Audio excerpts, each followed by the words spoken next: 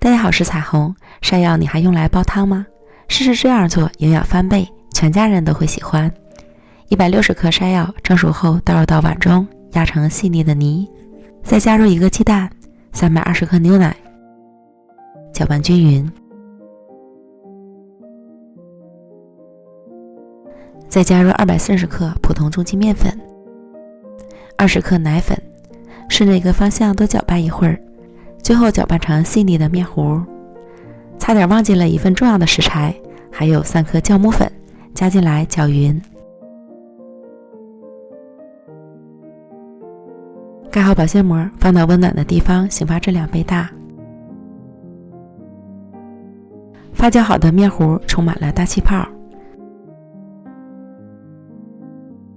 再往里面加入50克蜜红豆，搅匀。喜欢吃甜一点的，可以多加些蜜豆。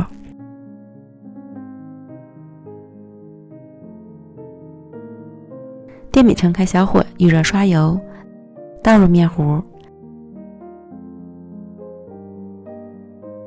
盖上盖子焖2到3分钟左右，开盖，刷油翻面。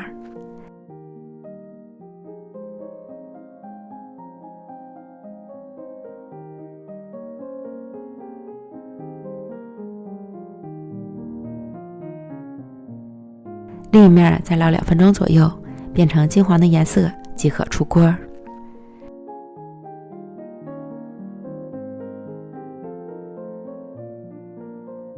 稍微放凉，再切成小块，就可以美美的享用了。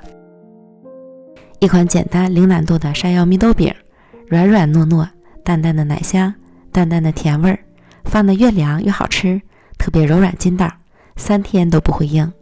家里如果有山药，就试试这样做吧，营养翻倍还好吃。感谢您的观看，咱们明天见，拜拜。